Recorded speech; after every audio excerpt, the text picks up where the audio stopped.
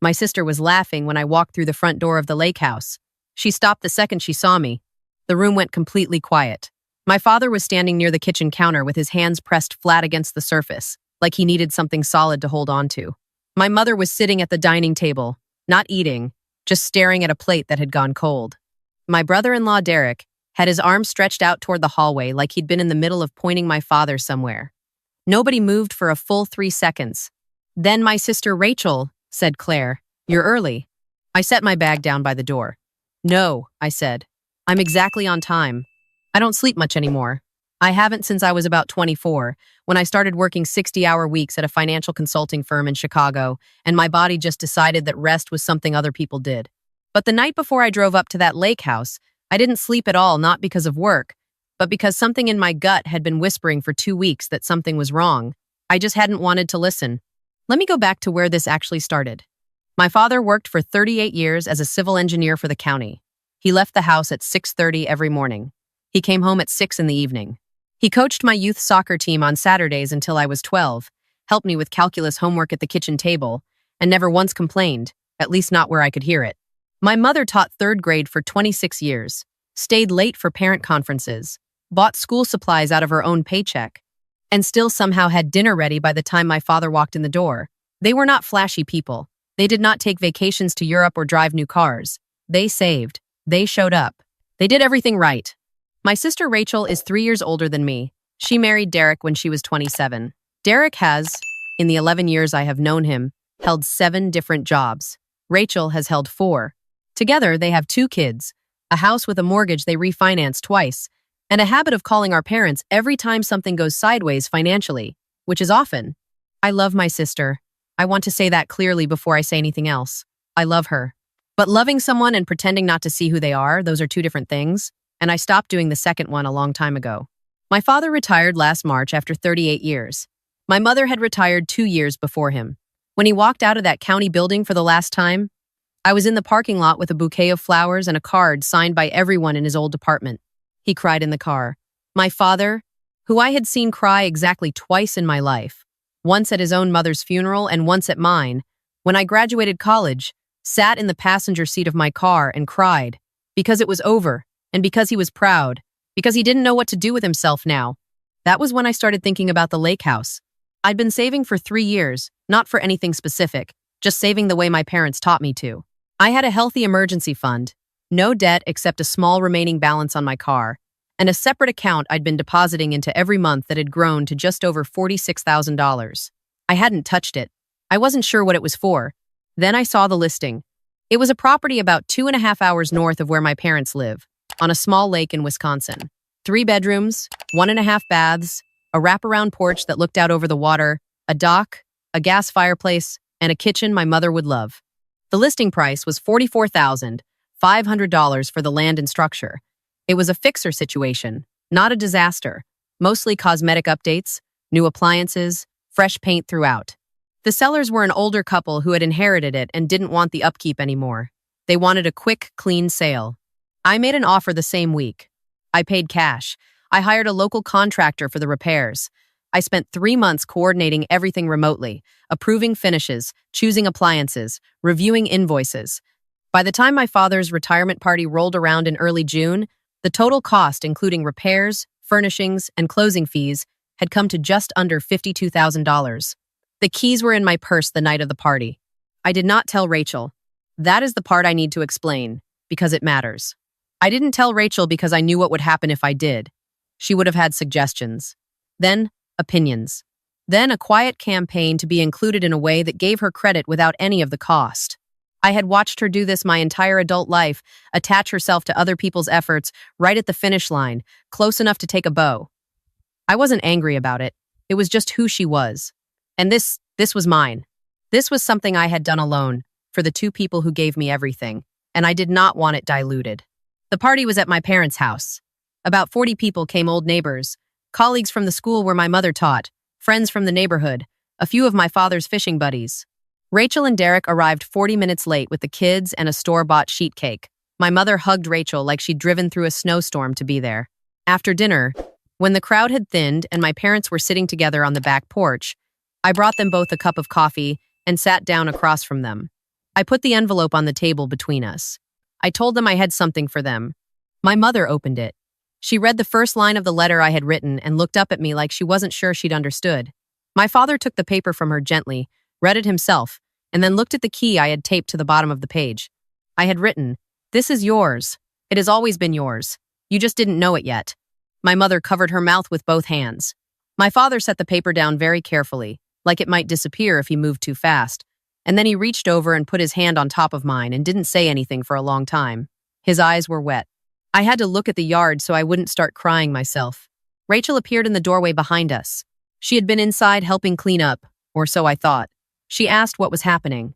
My mother, still tearful, handed her the letter. Rachel read it.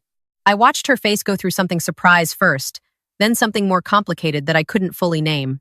She hugged me. She told me it was incredible. She said our parents deserved it. I believed her. That was my first mistake. The lake house was supposed to be available for my parents starting in mid-July, once the last of the repair work was finished. I had arranged everything a local property manager for any maintenance issues, a spare key box with a code, a folder of documents including the deed, the contractor warranties, utility account, and the contact numbers for every service provider. I had transferred the deed into both my parents' names. I had done everything right. In late June, about 3 weeks before my parents were supposed to go up for the first time, Rachel called me. She said she'd been thinking about it and wondered if it might be nice if she and Derek took the kids up to the lake house for a long 4th of July weekend before my parents made their first trip. Just to open it up, she said. Air it out. Make sure everything was in order. She framed it as doing me a favor. I said I didn't think that was necessary, that everything had been handled and the property manager had already done a walkthrough. She said it would just be for a few days. The kids had never been to a lake. Derek could check the dock. I said no. She went quiet for a moment and then said, "Okay, no worries," and she hung up. 2 weeks later, my mother called me on a Tuesday evening. She sounded confused. She said she'd spoken to Rachel that day, and Rachel had mentioned that she and Derek were going to meet them at the lake house for a week in late July, and that Derek had already reached out to the property manager about some things. My mother said she thought that sounded nice. Wasn't that nice? Wouldn't it be good for the kids to have a family week there? I asked my mother who had told Rachel she was invited. My mother paused. She said she assumed they had just planned it together. I didn't say what I was thinking. I told my mother I would take care of it and that I'd call her back. I called Rachel. She picked up on the second ring, cheerful, and before I could say anything, she told me she'd already found a great kayak rental place near the lake and was thinking about getting a fire pit for the porch as a gift for the property. I told her that the property had a fire pit. She said, "Oh, perfect." I told her I hadn't invited her to stay at the lake house and that she hadn't asked me. She said she hadn't thought she needed to ask. I told her, calmly, that it was my parents' house, that I had purchased it and deeded it to them, and that any decisions about who stayed there belonged to my parents, not to either of us, but that she couldn't simply schedule herself into it without asking. She said she had asked Mom. I said, "You didn't ask her. You told her." And Mom said yes because she doesn't know how to say no to you and never has. Rachel went quiet. Then she said, "I think you're being really controlling about this." I let that sit for a second. Then I said, "Okay," and I ended the call. I thought it was over. I thought it was a small thing, a friction, the kind that passes. I drove to a meeting, came home, made dinner, fell asleep reading. I should have paid more attention. The first thing that genuinely alarmed me was a message from the property manager in late July. He sent me a note through the app we use to communicate, asking me to confirm which guests were authorized to make change requests on the property, because he had received 2 calls that week, one from my parents about a light fixture, and one from someone named Derek, who had asked about changing the key box code and inquired about long-term storage options in the utility shed. I read that message sitting in my car in a parking garage. I read it twice. Then I called the property manager and told him that the only authorized contacts were my parents, and that no one else had any authority to make any requests or changes, and that he should log that in writing. He said he would. He also mentioned, almost as an aside, that he'd noticed a second vehicle had been parked at the property most of the past week, and he'd assumed it was additional family. I thanked him and hung up. Then I opened my email.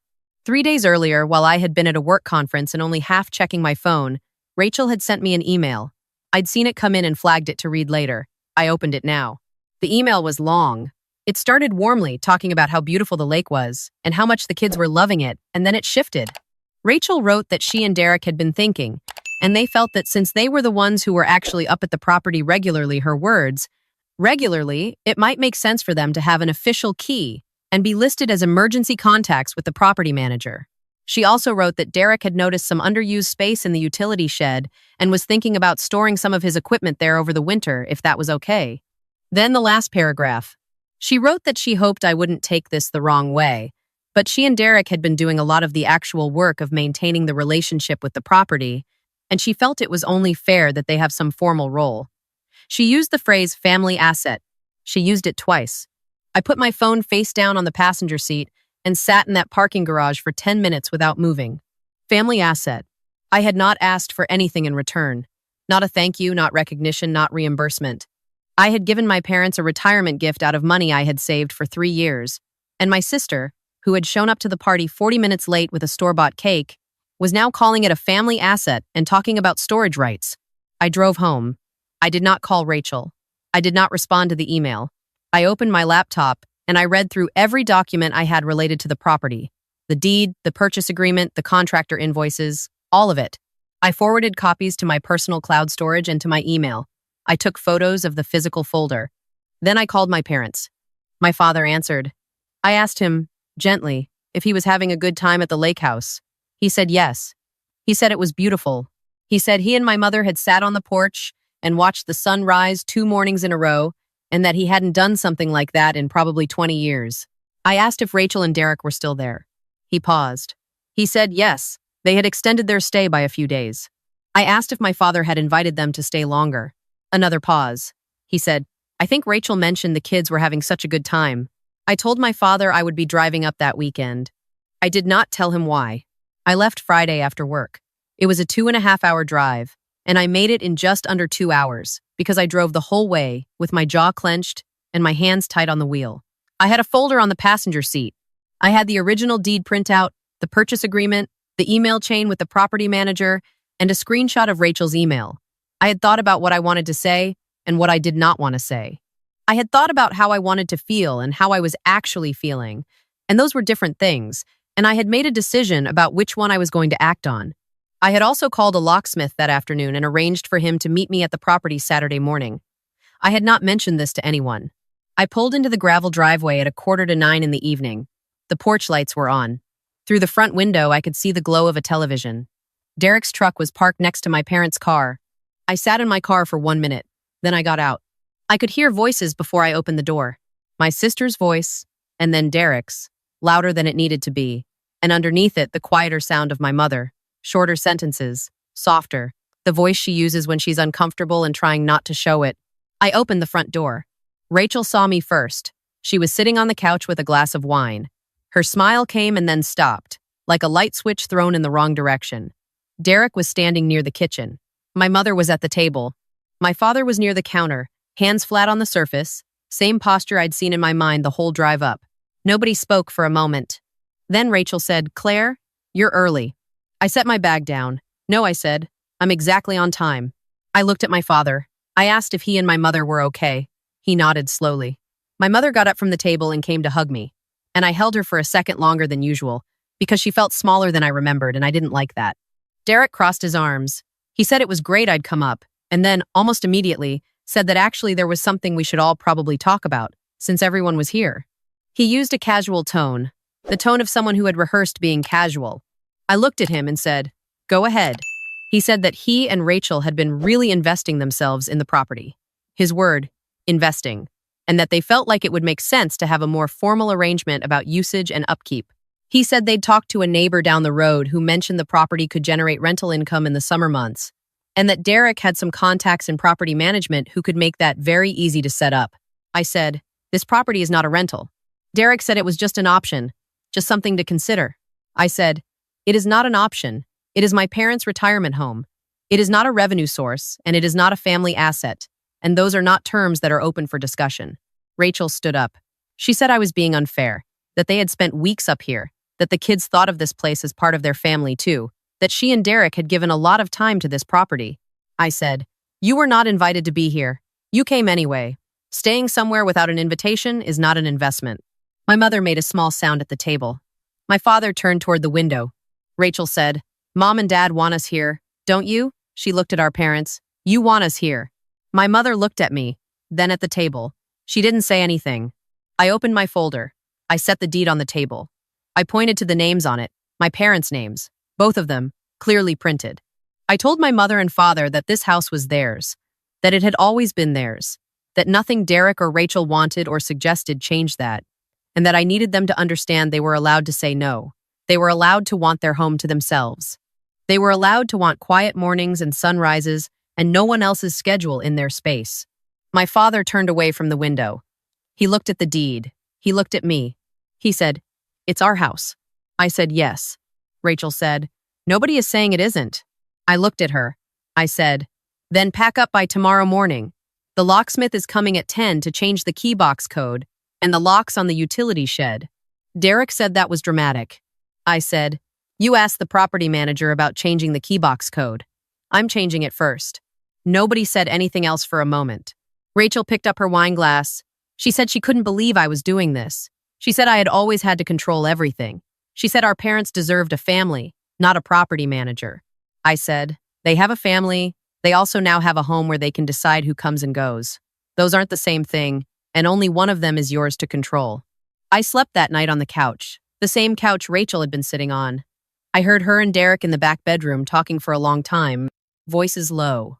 I lay on my back and looked at the ceiling and listened to the water outside, because the bedroom window was cracked and the lake was close enough that you could hear it at night. It was a good sound, a quiet sound. In the morning, they left before the locksmith arrived. Rachel hugged our mother at the door for a long time and did not hug me.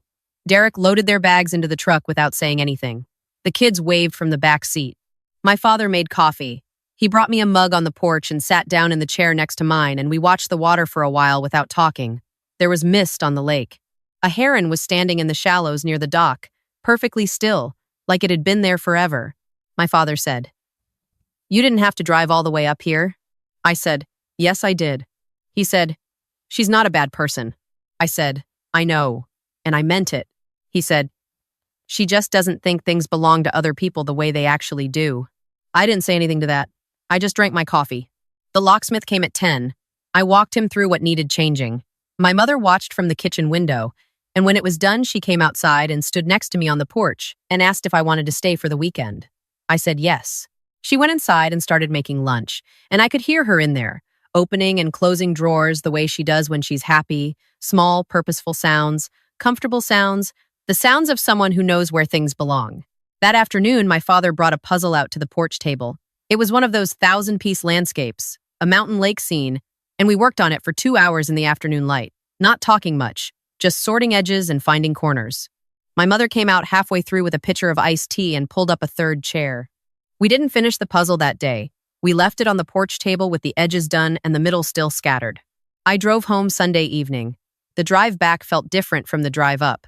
My hands were loose on the wheel. I put on a playlist I hadn't listened to in years, one of those long ones you make when you're in college and you think you've figured out what you like. I drove with the windows down until it got too cold, and then I put them up and turned the heat on and drove the rest of the way in warm quiet. Rachel texted me 3 days later. The message was short. It said she wanted to talk when I was ready. I read it and set my phone down and waited to feel something sharp, some residue of the anger I'd had on that Friday drive north.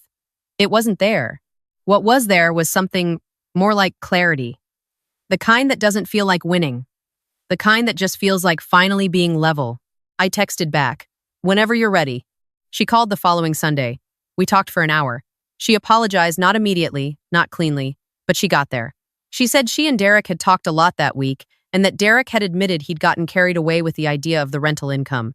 She said she had thought about what I'd said about Mom not being able to say no to her, and it had bothered her for days, and she knew it was true, and she didn't like knowing it was true. I told her I wasn't trying to cut her out of anything. I told her Mom and Dad's house was their house, and it was a place for rest, not logistics. I told her that if she wanted to be there, she could ask properly, with enough notice, and only if it worked for them.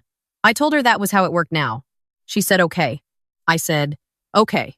There's a version of this story where I'm the villain, where I'm the daughter who controlled the gift, who drove 4 hours to enforce a property boundary, who changed locks while my niece and nephew were still packing. I know that version exists. Rachel probably tells it sometimes. Maybe Derek tells it at dinner parties. That's fine. I'm not in the business of managing the way other people frame what happened. What I know is this. My parents spent 38 and 26 years, respectively, building something out of nothing in particular. Not wealth, not status, just a life made carefully and without complaint. They did not ask me for anything. They never have. I bought them somewhere to be still, a place without someone else's urgency, without the ambient pressure of being needed in a way that quietly empties you, without the particular weight of a daughter who assumes that family love means permanent access. My mother called me 2 weeks after everything settled. She said they'd watched the sunrise again that morning. She said the heron was back. She said my father had driven into town the day before and bought a book, just walked into a bookstore and bought a book for the first time in years because he finally had time to read. She said she thought she might plant something along the south side of the house in the fall. Nothing elaborate, just a few perennials that come back on their own. She said, "Claire, it's so quiet here." I said, "I know, Mom." She said, "I didn't know I needed it to be this quiet." I told her that was the whole point. After we hung up, I sat in my apartment for a while with my phone in my hand, not doing anything, just sitting. Outside my window, Chicago was doing what Chicago does in August. Hot, bright, indifferent, loud. A bus went by. Someone honked. A kid on the sidewalk below was eating something on a stick and walking like he had nowhere to be. I thought about the puzzle on the porch table, the edges all done and the middle still open. I thought about my father's hands on the deed, careful, like something might disappear. I thought about my mother opening kitchen drawers just to know where things were. Generosity isn't giving people what you have. Anyone can do that. It's giving people what they didn't know they needed and then getting out of the way and letting them have it. A gift isn't a gift if you attach strings to it, but it also isn't a gift if someone else ties their own strings after the fact and calls it family. My parents' house is theirs. The mornings are theirs. The heron is theirs. The puzzle with the unfinished middle is still on the porch table, and I'm going back up in October to help them finish it. I already bought my train ticket.